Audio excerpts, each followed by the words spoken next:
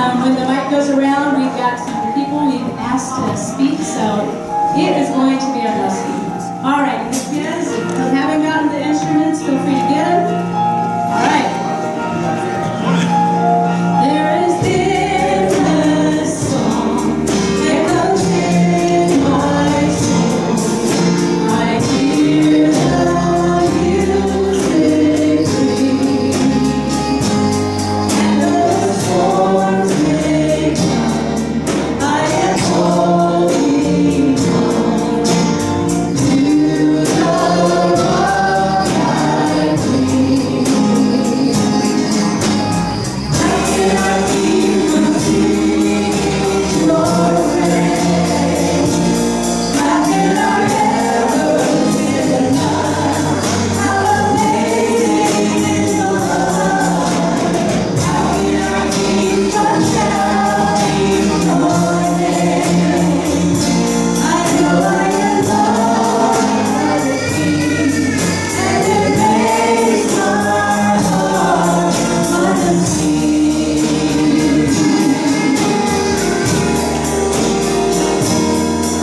I will lift my eyes in the darkest night, for I know my Savior lives, and I will walk with you, and He will see me through, and sing a song to Him. How can I keep from singing your praise? How can I ever say enough how amazing is your love? How can I keep from shouting your name? I know I am loved by the King, and it makes my heart wanna sing. I can sing in the troubled times, sing when I win. I can sing when I lose my head, and all down again. I can sing 'cause you pick me up, sing 'cause you're there. I can sing 'cause you hear me go when I'm calling you in prayer. I can sing in my last breath, sing before I go, and I'll sing with an angel and the saints around the throne. How can I keep from singing your praise? How can I ever say enough how amazing is your love? How can I keep from shouting your name? I know I am loved by the King, and it makes my heart. I am loved by the King, and it makes my heart. I am loved by the King, and it makes my heart wanna sing.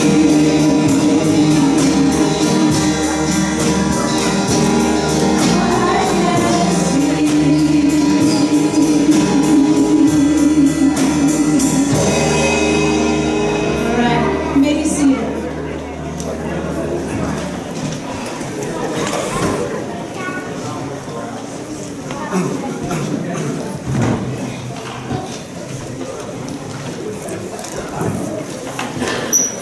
Good morning, everybody. Isn't it great to be in the house of the Lord this morning? So we have a few short announcements here. We have a ladies' ministries, and you guys are meeting on November the 30th. That's a Saturday at 9:30. It's coffee, donuts, and decorating time for the church. And you're going to have a short Bible study as well. And we'll be talking about like outreach and some things like that that we would like to continue to kind of keep working forward on. And we have a Young at Heart. It is a combined November and December meeting, and it's soup and games at the church, Saturday, December 7th at 5:30. It says to bring your favorite soup or food to go with soup. So if you're bringing tomato soup, I'd bring grilled cheese sandwiches, but you know, your favorite game and a sense of humor. If you have any questions, please see Diane, Connie, or Dee. Sunday, December 1st is a wedding shower for Melissa Brown and Mark Heffenheffer. It's at 3 o'clock, and it's here in the fellowship hall. And then the last one we have on here is Christmas Angel Tree. Next Sunday, we'll have a Christmas tree in the foyer. And you can take an ornament with items written on there to purchase. And to purchase what's needed for a couple of families in the area. And you can bring your gifts unwrapped between December 15th and December 22nd. And please put those underneath the tree. I think that is it. Can we get our ushers to come on up?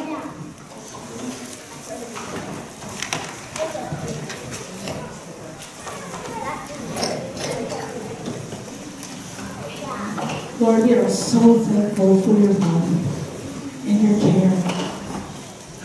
We have so much to be thankful for at Thanksgiving time. You, your son, your love and how you care for us and the many blessings that you give us. Father, I pray that you would be with our offering this morning. May we use that to bless your name in the kingdom. We ask all these things in your son's name. Amen.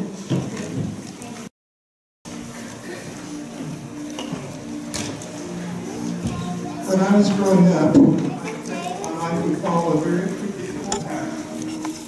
I would go to college, get married, teach for a few years, have children, live happily ever after.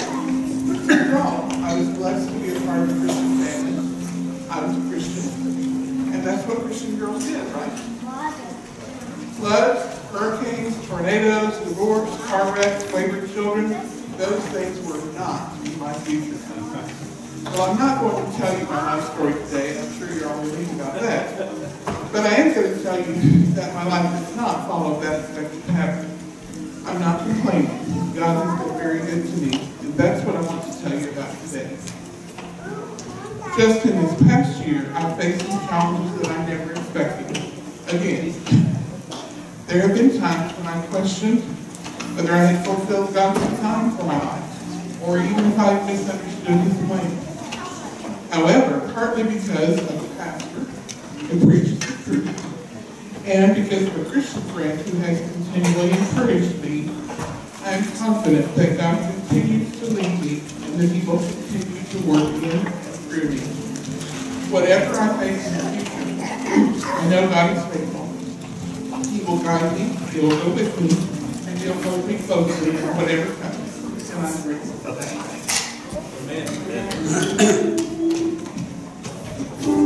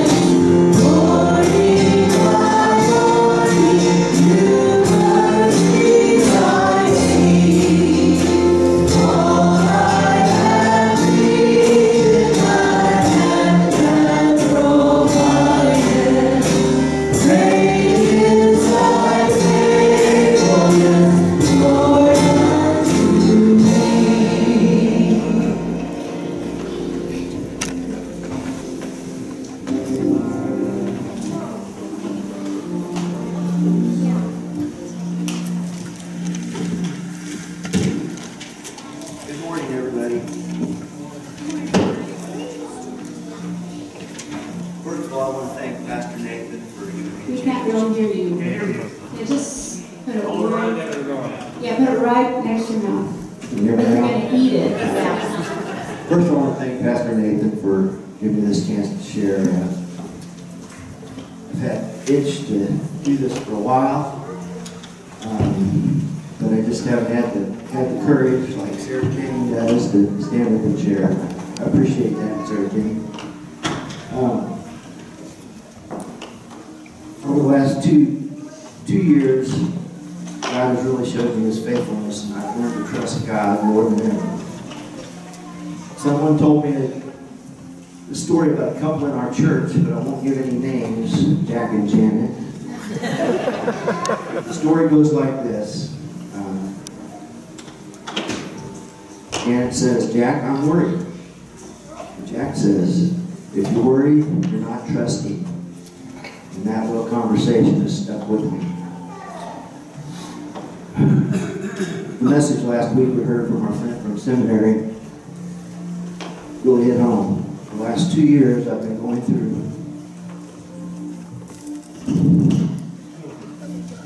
divorce. It's been really hard for me and my kids, but a whole lot God has been there for me.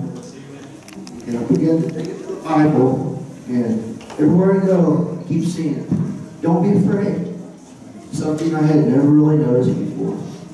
Someone told me that it's in the Bible 365 times.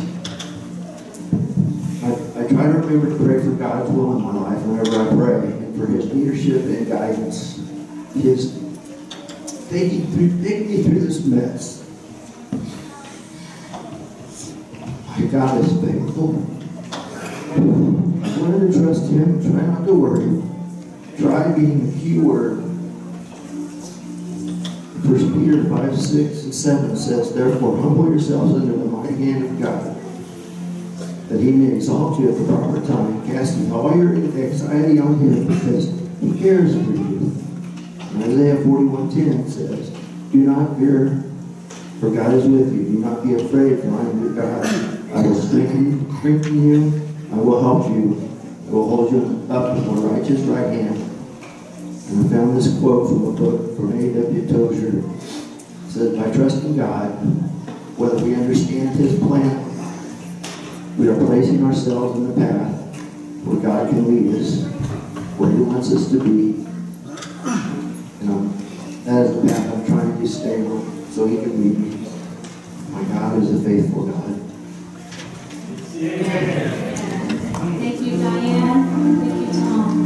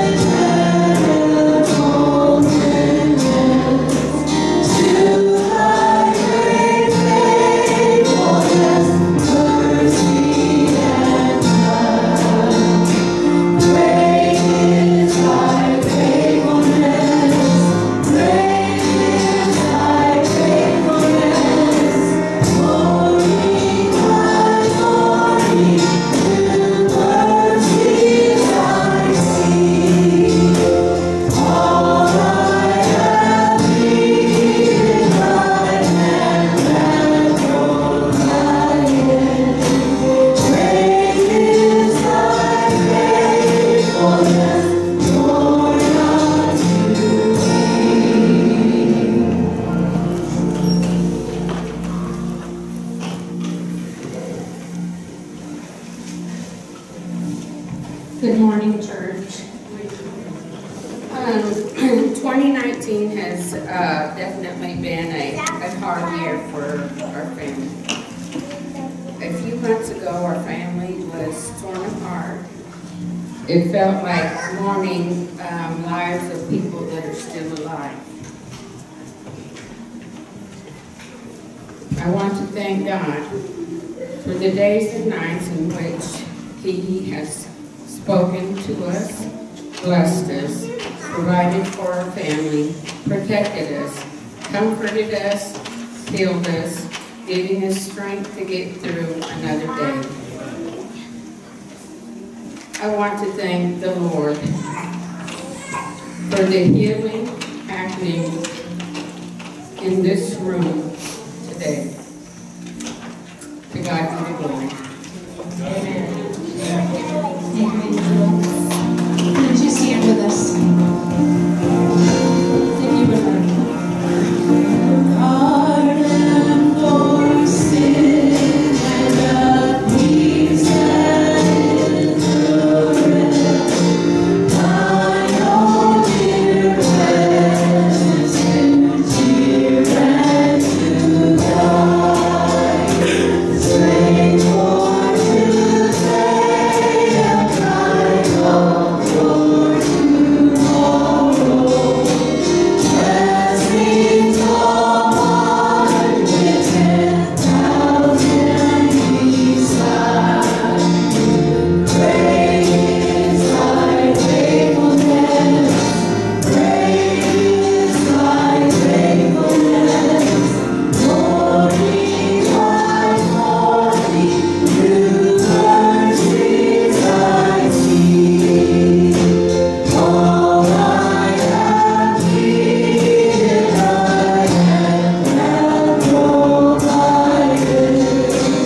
Great is thy faithfulness, Lord, unto me.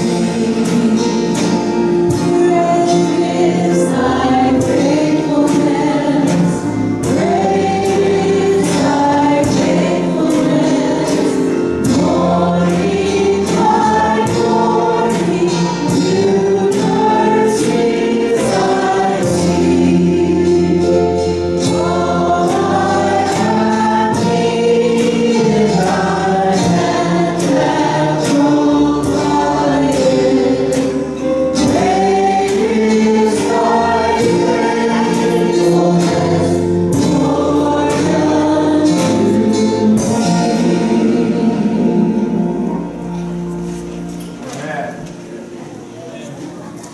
I will praise you, O Lord, among the nations. I will sing of you among the peoples. For great is your love, reaching to the heavens. Your faithfulness reaches to the skies. Be exalted, O God, above the heavens. Let your glory be over all the earth. You may be seated.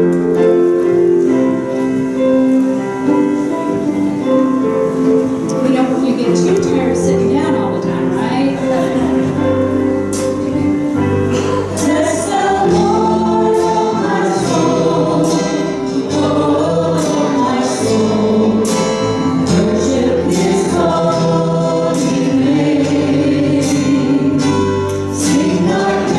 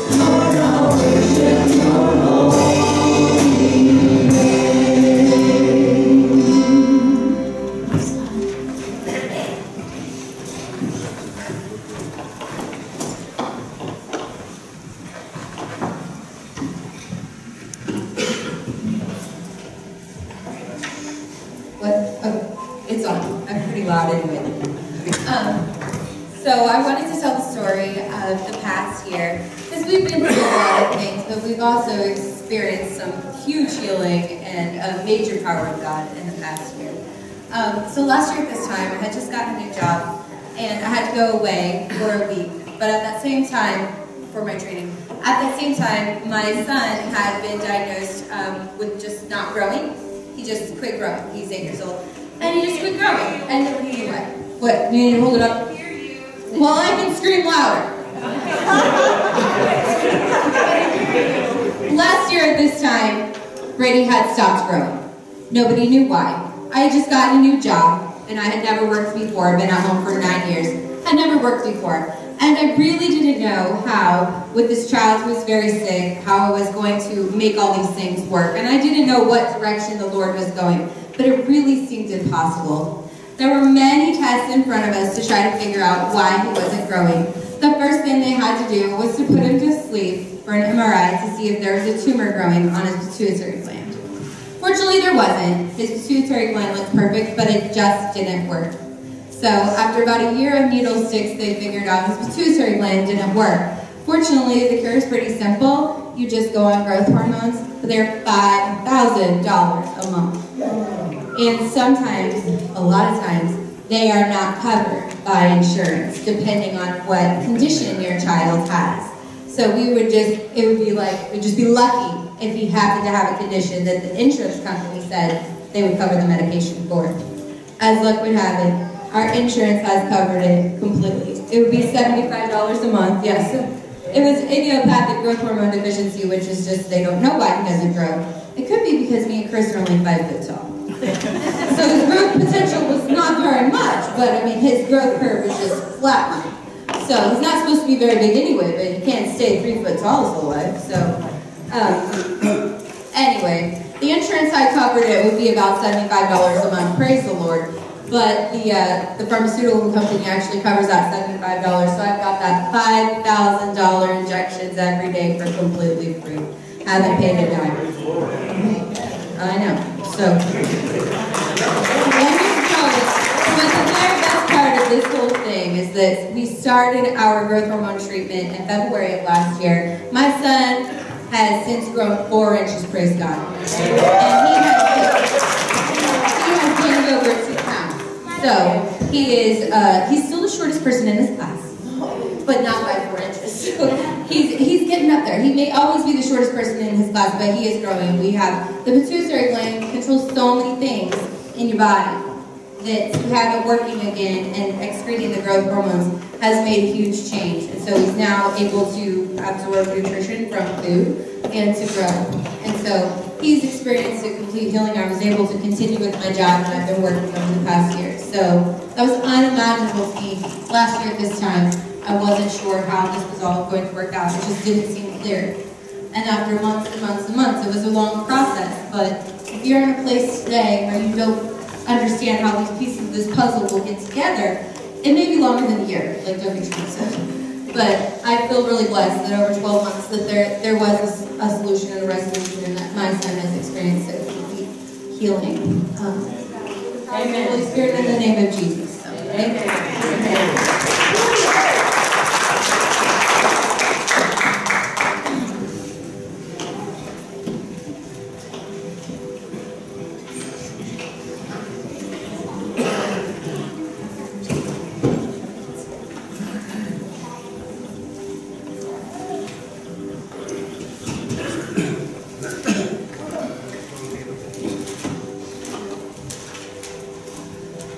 When Nathan asked me to give my testimony of the tornado and how God has worked in my life, I have to admit I really didn't want to. For 2 reasons. First, I don't like speaking in front of people.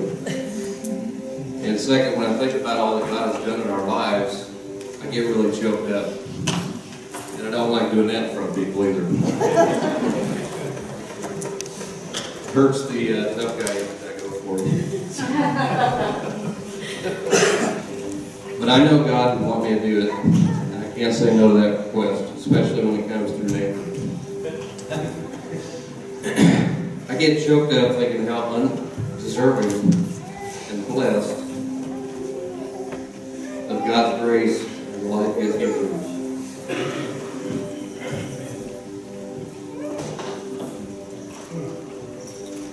We often take that for granted.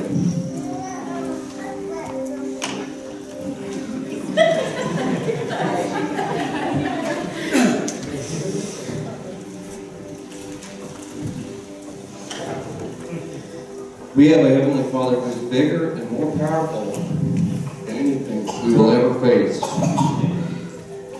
He loves us more than we could ever comprehend. There have been many times as a parent, I've said something, and as I've said it, I thought, wow, I think that was meant more for me than them. The girls have an understandable and healthy fear of being alone, and have their whole lives. Something as simple as getting ready for bed can be a struggle at times because neither want to go upstairs alone. I can't count the number of times I've told them it's okay to be afraid, but you can't let fear control you, and I'm here to protect you. Almost immediately I feel like God slaps me on the back of the head like this. Does it?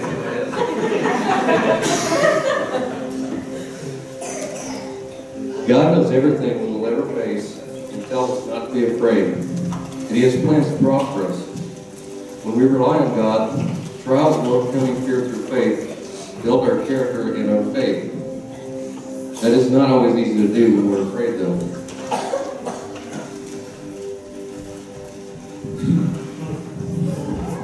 "2019 for me feels like it's been one trial after another. Sometimes I feel like I'm not getting the lesson God is trying to teach me.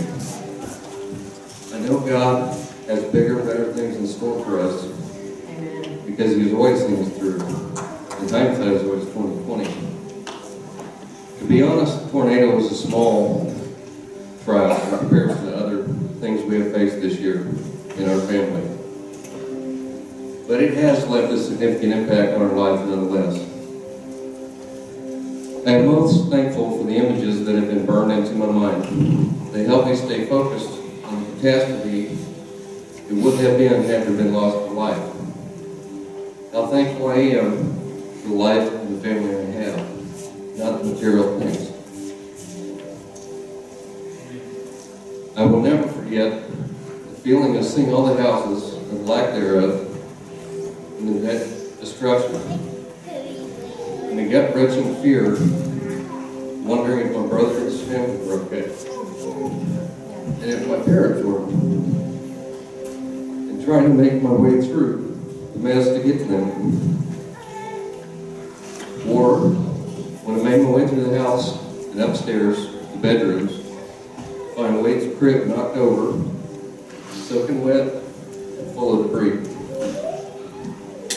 Or when the neighbor found Wade's hospital bracelet 3 miles away. Or the roof against one of the girls' beds. How thankful I am when we were not in bed asleep when it happened and everyone was okay. Through the help of insurance, God has provided us the perfect house for our situation and at the perfect time in our lives. And we are much better off for it. But I believe the lesson is, no matter how difficult the situation, always have faith and do not let fear control you. Cherish and be thankful for the precious life and family you have been blessed with. Even if you secretly wish at times the tornado would have dropped the house on your wicked brother to the west.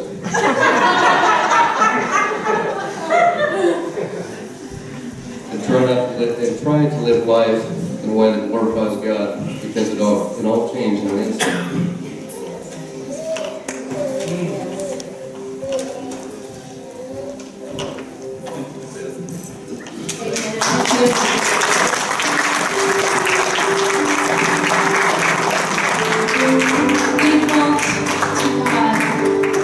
That's what the clapping is about. Thank you for how He takes the things that come into our life.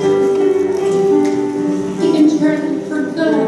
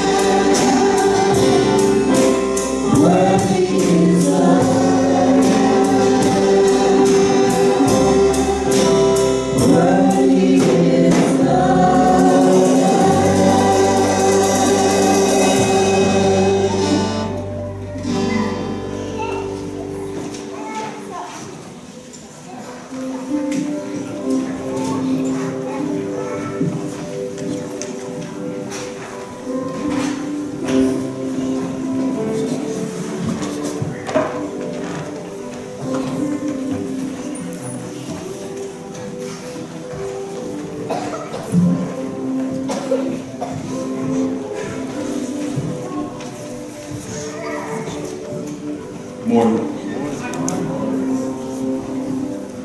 It's an awesome place to be on Sunday. Hearing everybody's stories and just how good God is.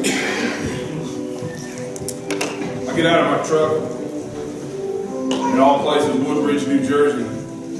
It's real cold in the mornings, very cold. And I had no idea I was being watched. I don't know the guy's last name, but he goes, "Man, I see you hobbling out of that truck." And I guess he thinks I'm old and broke or something. But it's just because I've been sitting for so long. But I didn't even know his name, and he said, "Brother, I love you." You know, he saw the colors I was wearing. There was Bonner Springs colors. And lo and behold, he thought I was a Cleveland Browns fan. And he says, if you just don't love the Cleveland Browns, he says, you're un-American. And he says, "But brother, I love you." You know, then the next day he brought me some Muscle Brother. You know, so I just walked across the parking lot, I guess, upright, I guess. But the day I needed him the most, he stopped me and he stuck his head in my window. He says, God could be as big as you want him to be. He says, don't condense him. He says, I'm 1,000 miles from home just like you are. He says, will you magnify his name with me? He said, just make it big. And he says, your problems will get just reduced to nothing if you just make God big. Quit leaving him one size in your life. Thanks, James from Columbus, Ohio. I look forward to seeing him every Wednesday and Friday morning, no matter what. Because he knows I have my son riding with me. And he says, teach your son that too. If he ain't listening to me, he says, teach him to make God big. You join me in prayer? We thank you, most gracious Heavenly Father, that you've given us another Sunday to have worship and for you to just give us peace in our hearts, Heavenly Father. We've sang your songs. We've invited you into our hearts and in our lives on this day, Heavenly Father. Grant us peace. Grant us love and grant us joy on this day. More than just the food, Heavenly Father, but your word on this day. But so that word can come true and come clean, Heavenly Father. Get a few of the things in our lives out of the way, Heavenly Father. Those financial struggles in our lives, Heavenly Father, make them small. You be big on those, Heavenly Father. Some of us are grieving on this day, Heavenly Father, grieving a loss, grieving an illness. Touch them today, Heavenly Father. And those that are sick and shut in and just couldn't make it out on this beautiful day, Heavenly Father. Break walls and touch them on this day, Heavenly Father. But just make your word so true and so clear, Heavenly Father. Not through just one of us, but this magnificent body of Christ, Heavenly Father. You've named it Bonner Naz. And we're all just glad to be welcomed here on this day, Heavenly Father, to hear from you.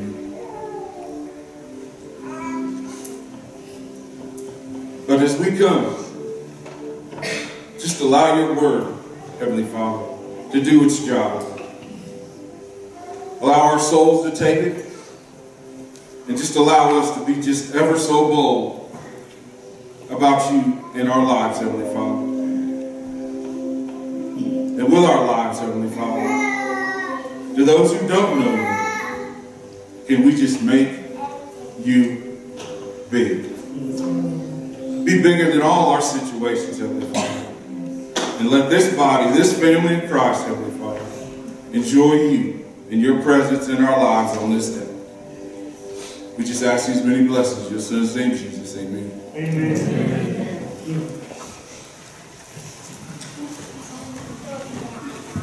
Praise the Lord. Wow, I'm glad I came to church today, aren't you? Amen. This is wonderful. And not just because I'm going to get to eat in a little bit, but just to be with you, my brothers and sisters today. Praise God. I'm thankful for His goodness. And thank you to those who shared your stories. And just to give you a little taste, we're going to be here in the near future. We're going to be starting some thing we're going to call People on the Way. And so we're going to have several of you be sharing your story, a little bit of your story with us as we do that. So that just gives you a little foretaste. And we're so grateful that God is pouring out His blessing, and we want to be faithful to give Him that thanks and praise that He deserves. Amen? Amen. Pastor, we're having trouble hearing on this side. You are? Yeah. Well, all right. So, whatever's happening, can you hear now? Is that better? Don't tell me you're having trouble to hear, because you know I can holler pretty loud. I get a lot of reverb here. So, we can cut that out. All right. Well, I will invite you to turn in your Bibles just for a brief moment before we get to our food while they're getting that ready. To Luke's Gospel, chapter 17, beginning in verse 11. This is a passage we touched on and preached on about, 3 weeks ago, maybe 4 weeks ago, something like that. But I felt led to come back to that on this particular occasion of our Thanksgiving. So let's look at these verses, shall we? Luke chapter 17, beginning at verse 11. Now on His way to Jerusalem, Jesus traveled along the border between Samaria and Galilee. And as He was going into a village, 10 men who had leprosy met Him. And they stood at a distance and called out in a loud voice, "Jesus, Master, have pity on us." When He saw them, He said, "Go, show yourselves to the priests." And as they went, they were cleansed. One of them, when he saw he was healed, came back, praising God in a loud voice, and he threw himself at Jesus' feet and thanked Him. And he was a Samaritan. And Jesus asked, "Were not all 10 cleansed? Where are the other 9? Has no one returned to give praise to God except this foreigner?" Then He said to him, "Rise and go, your faith has made you well." This is the word of the Lord. Thanks be to God. Shall we recite our motto once together again this morning before we begin all together? Heavenly Father, I give you permission to speak to me, to speak through me, to do whatever you want with my life. I trust the leadership of your Holy Spirit. Amen. Amen. You have to use your imagination with me just for a little bit this morning, okay? Using your imagination. There you are with 9 other lepers. You're one of them. What a terrible disease. First, the loss of feeling, then the loss of your hair, your feet, your hands, your nose, eyes, on and on.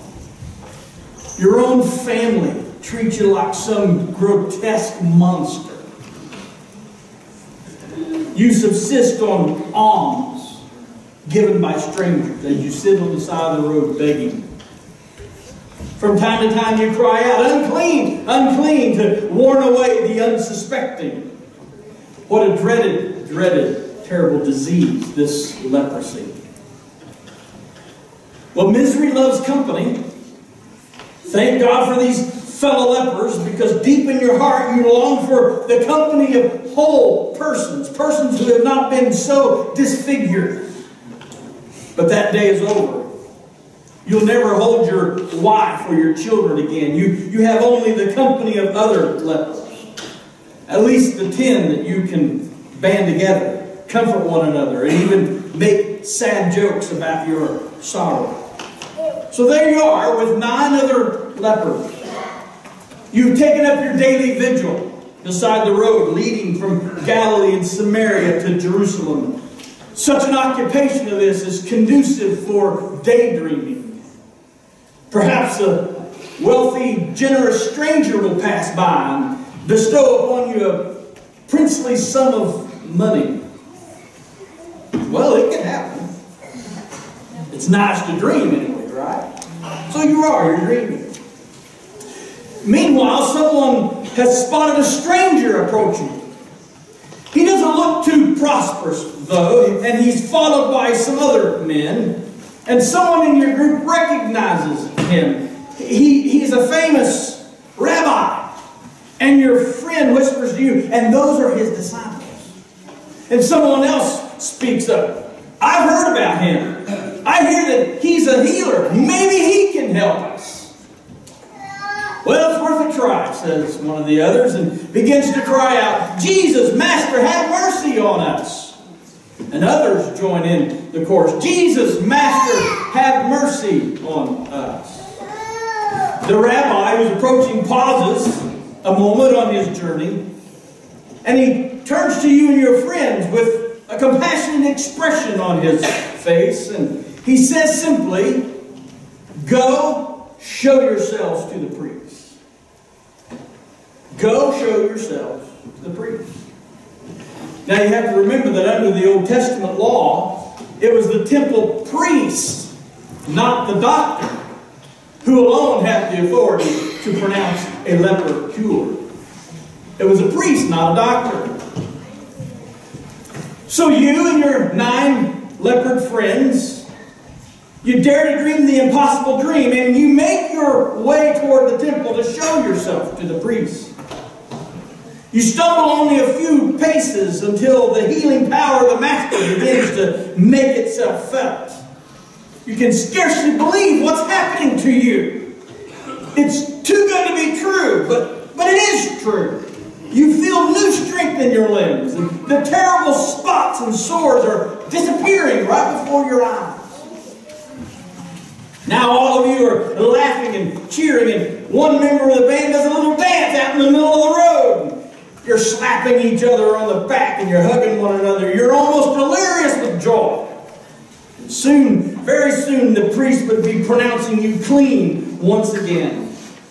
Soon you would be able to rejoin your family. So you quicken your pace as you make your way toward Jerusalem.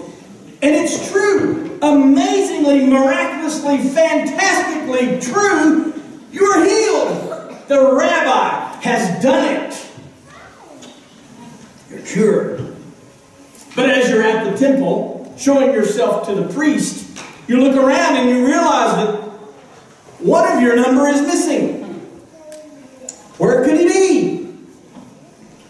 And after a little bit, you encounter him there in the temple. His face is shining with a radiant glow, and you ask him, "Where have you been?" And he tells you his story. "Well, when I saw that I was healed, I couldn't help myself. I began praising God with all my might, and then I remembered that I had forgot to say thank you to the rabbi who had healed me. And so I ran back to where he was, and I fell on my face before him, and I gave him thanks." And I was surprised to see a disturbed look on his face. I guess he wasn't really used to a Samaritan bowing before at the feet of a Jew. But I heard him say to his friends, "Were not 10 cleansed? Where are the 9? Was no one found to return and give praise to God except this foreigner?" And when your friend walks away, you silently bury your face in your hands and you say, "Why didn't I go back?" You ask yourself. "Why didn't I at least go back and say thanks?"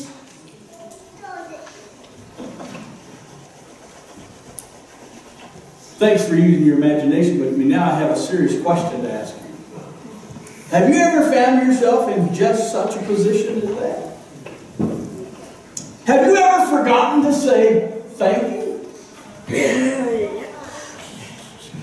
I'm not asking you to stand up and testify now, but I'm sure there are times we're thinking about that. Yeah, I wish I had gone back. And surely that was the case for some of these lepers whom Jesus had healed. They would have said thank you, but they were too caught up in the emotion of the moment. So only one of them returned to express his gratitude to God. Caught up in the emotion of it. We understand that, right? We've been there before. We've been caught up and so excited about what is happening, and we later realize, oh my, I should have written that thank you note. Well, let me ask you this, or this is the question that kept hounding at me, is why is it important to take the time to say thank you? Why is it important? I think that's a good question. I'm glad you asked it, because I hope we can answer that. Because there are some very practical lessons here for some of us that need to learn this lesson. Number one, are you ready? Saying thank you, first of all, is a sign of character. Saying thank you is a sign of character. None of us has much respect for the person who's unwilling to take the time to say thanks. None of us have much respect for the person unwilling to take the time to say thanks.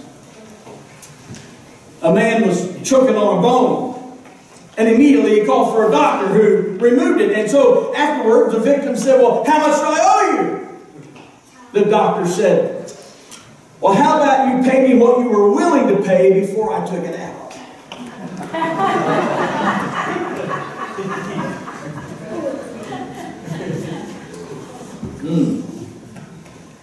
The amount we were willing to pay before he took it out. How quickly we forget, right? How quickly we forget. Some of us have knelt before God and made all kinds of fantastic requests in our hours of need, some of which have been granted. But what kind of people are we if we have not been equally as eager to pour out our expressions of gratitude to God? We're always coming to God asking for things, right? And wanting all that we can ever get. But how quickly do we repay to give thanks and express gratitude for what He's done? It makes a difference in our lives. Some of you might remember a Major League Baseball player by the name of Steve Carlton. Carlton was a 4-time Cy Young Award winner, and at one time he was considered by the experts to be baseball's most effective pitcher. He was also baseball's highest paid pitcher at over $1 million a year. Now that's 40 years ago. Right? At $1 million a year, 40 years ago.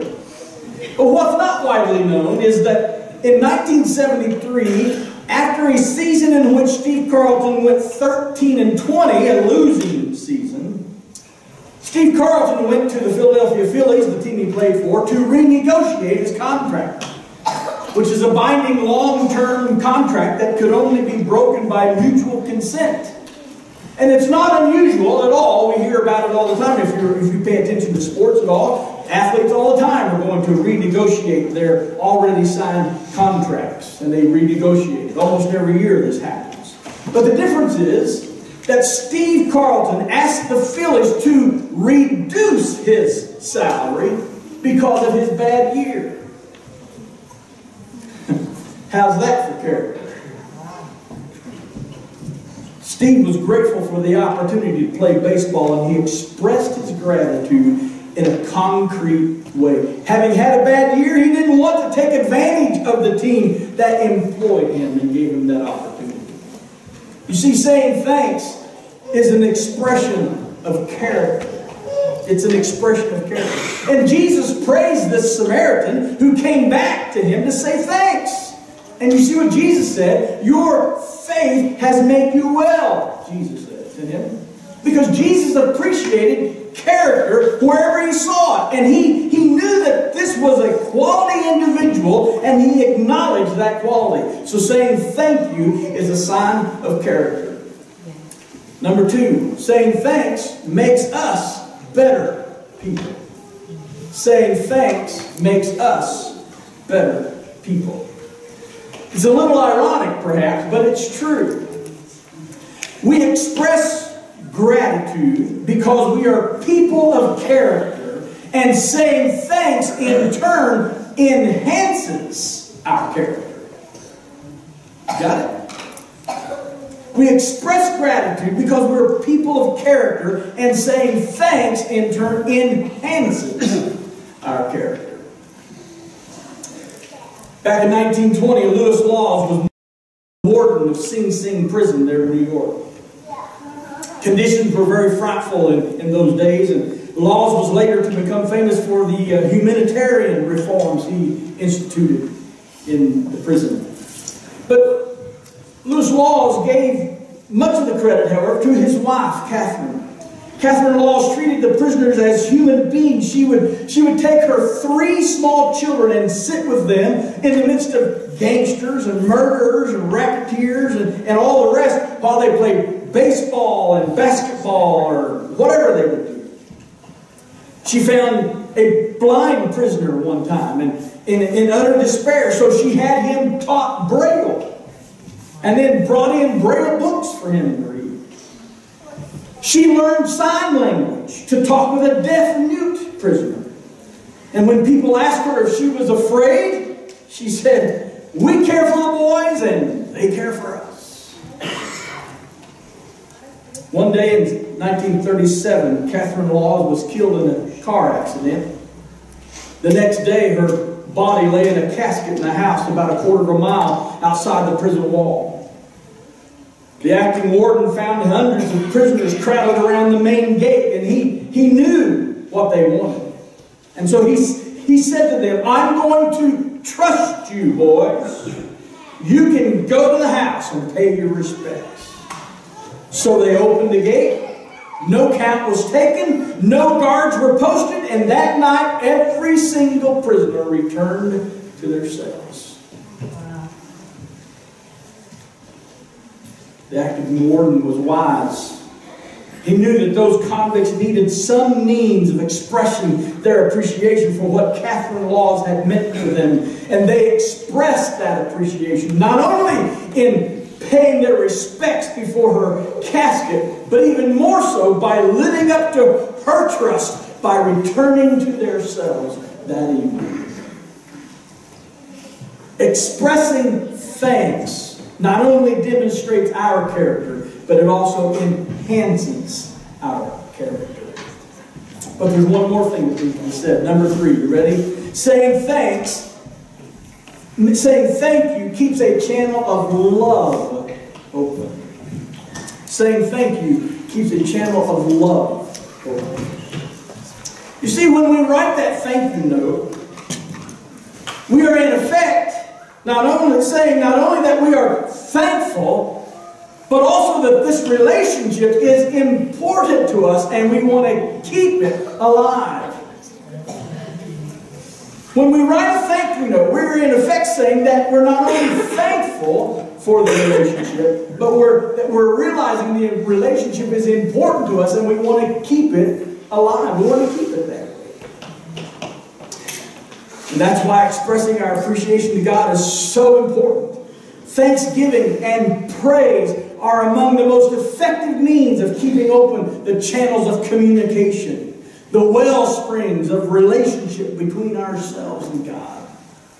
Thanksgiving and praise. So, why isn't it in order for us when we gather on what we call Thanksgiving Sunday today and hear glimpses throughout how God has been working in our midst and many others?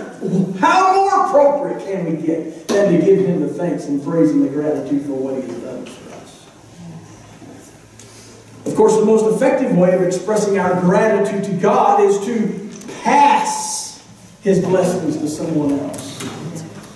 What God has done for you, pass it along. Pass it on to someone else. You know, there's saying now is paying it forward, right? We pay it forward. Pass it along. God's blessings to someone else. It reminds me of a story. A man was on vacation with his son's family at a rented cottage up in New England seashore. On the first day of his vacation, he was out in the yard digging a hole. He was putting out a small plant. And as his son observed this strenuous work, he asked his dad why he was going to such an effort to put out a plant when this was not even their cottage. They would not even be returning here next year. So why in the world are you doing this? And the dad said, "Somebody will be here." "Well, what kind of plant is it?" the son asked. "A century plant," the dad said. The son said, "A century plant? You mean it won't bloom for 100 years? "Well, not that long," the dad said. "Maybe 20 or 30 years." The The son was absolutely astonished. Why in the world would you come out on this hot morning on your vacation in a rented cottage to put out a plant that won't even bloom for 30 years? Sounds crazy. The father paused and looked up at his son and he said, I saw one the other day and I realized that someone 20 or 30 years ago wanted to share it with me. So he planted it for my enjoyment. Someday, I said to myself, I'm going to plant one so that people will enjoy it after I'm gone. And that's what I'm doing here. How's the best way to say thank you? How is the best way to say thank you? It's to pass on your blessings to others. Pass on your blessings to others. Just like Brother Basil was sharing with his friend that he just met, didn't even know, but the friend came and blessed him because he had learned something valuable and passed it on to Brother Basil. You might be surprised how that would work in your life to somebody you come in contact with. You see, it happens in families all the time. How do we express our gratitude to our parents for the sacrifices they have made on our behalf? We tell them we love them, of course, and we show them our respect. But essentially, the most important step is to be good parents ourselves, right? That's how we pass it on. Passing on what we have received to our children. So, only one leper returned to express his gratitude. And that's the way life is, isn't it? It's just the way life is. Only one. But saying thank you is important because it's a sign of character. And it also enhances our character. Saying thank you helps keep the channels of love open with God and with others. Saying thanks. And the best way to say thank you is to pass on what you have received for others. So you're thinking to yourself, why didn't I write that thank you note? Well, I'm here to tell you it's not too late. Do it today. Do it today. Let's pray together. Father, thank you for your word today. Thank you for reminding us of why we're here. We wouldn't be here without your goodness and your grace in our lives.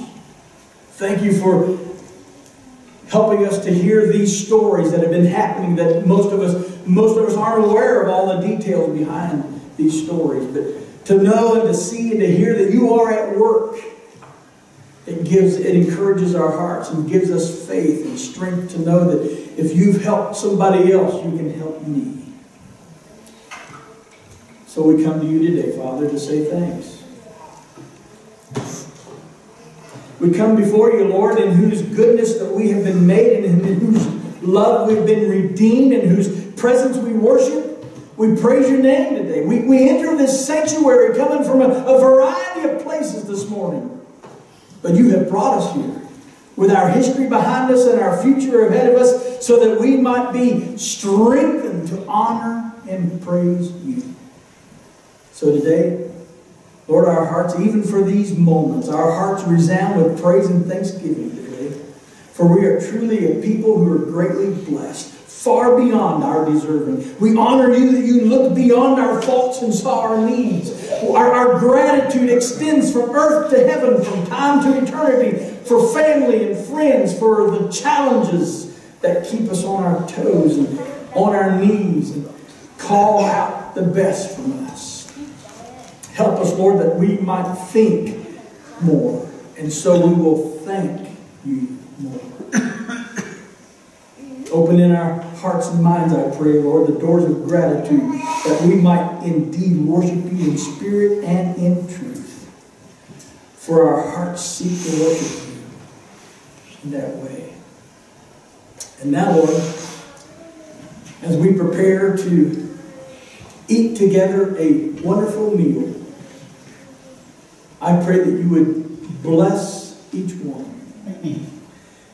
And Lord, would you bless the food to the nourishment of our bodies, and then help us, Lord, to go from this place to be able to pass on what we have received and to extend your blessings to those all around us and to those we come in contact with. We may not even know them. Maybe it's the first time that they need to hear a word of hope like Brother Basil experienced. Help us to pass it on. So as you bless the food and nourishment of our bodies, I pray that you would bless our time of fellowship as we visit with one another as well over this meal. And when we are finished, we will give you the thanks and give you the praise for it. In Jesus' name. Amen. Are there any added instructions? I need the servers and the men who are moving the food to go out now. And then I'll give you the heads up. You give us the heads up. All right. I know while they're, do we have that microphone available? Do we still have that happy? Oh, this one right here. For those of us who are left here, turn this on, is there someone else that has a story of thanks and gratitude you'd like to share with us this morning? Anyone else? Jenny? Yes.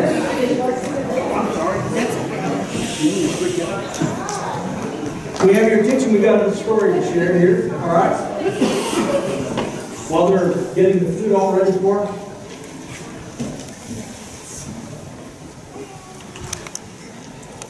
I am so proud today because look at my table. I see that.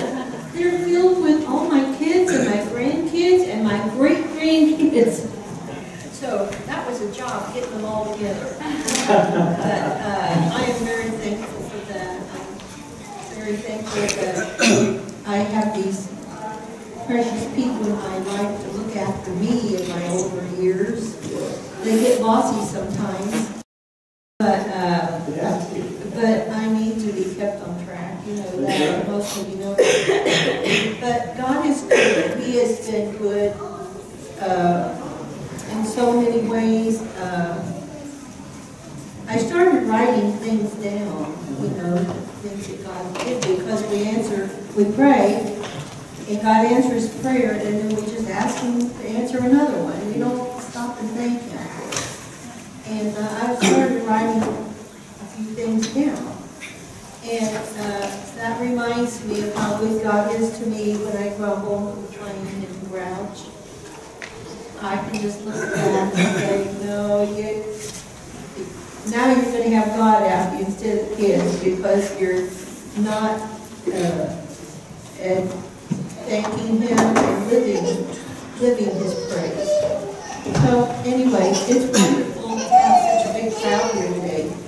I'm so glad to see all the new ones here. I'm just real happy about that. Come back again. Amen. Thank you, Jenny.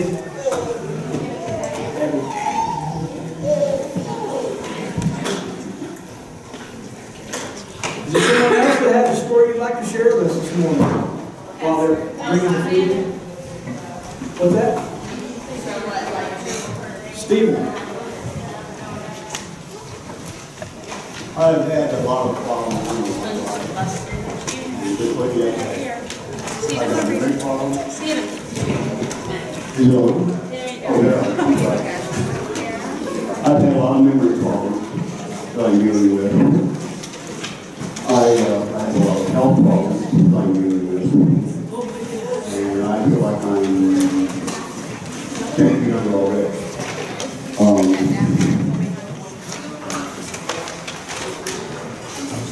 I'm trying to do the best I can, and my wife, I don't know why I did, because she's like 100% in all the country. And right now I'm trying to in limbo. And I am ready to do something, but I'm not going to do it yet, if you know what I mean. Whatever says good, we got your back. But I don't think I'll ever do it. Like I need to, because I don't like fighting. But I'm very, and I'm going to let that do what I got. Thank you. Amen. Thank you. We have somebody over here. Susie, did you say somebody was over here? Amanda, yes.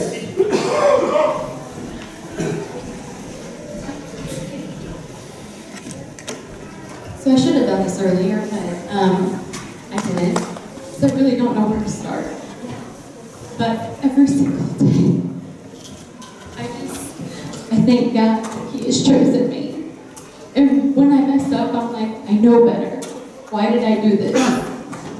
But the thing that I'm most grateful for is it doesn't matter, because on that cross, He said He's already paid for it. And you're mine, so come back. It doesn't matter how hard, how far you fall.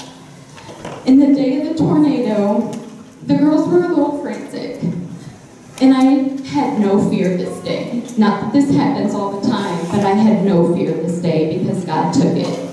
And He gave me His peace. And I couldn't understand why everybody else was so frantic. I'm like, it's just a tornado and you're not going to gain anything by worrying at all. So let's just calm down and receive His peace.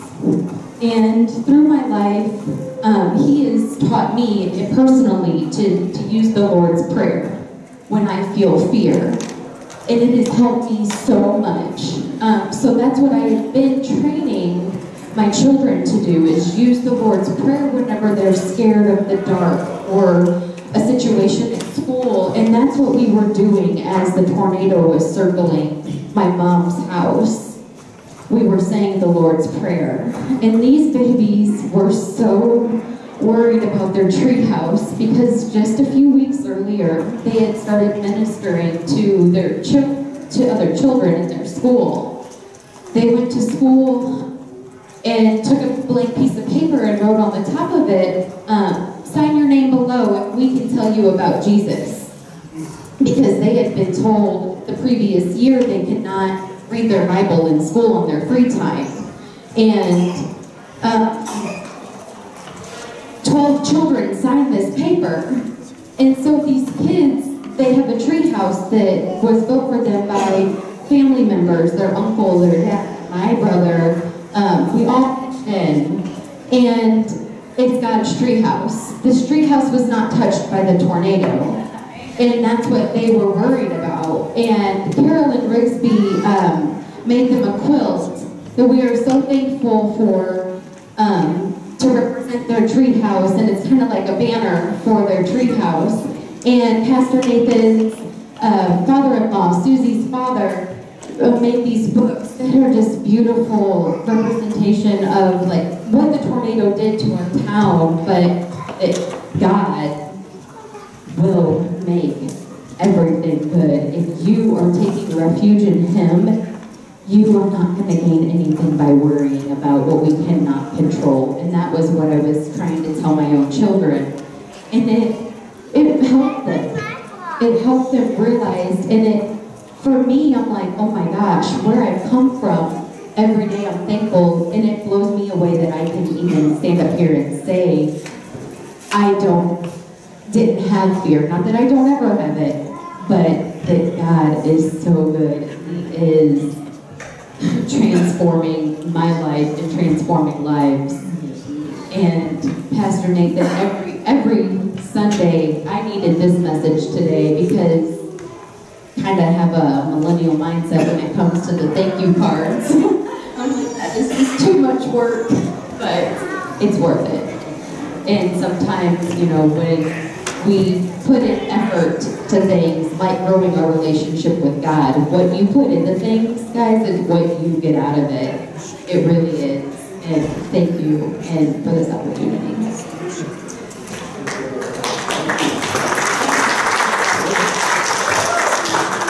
All right, I think they're ready for it, so what's the instruction?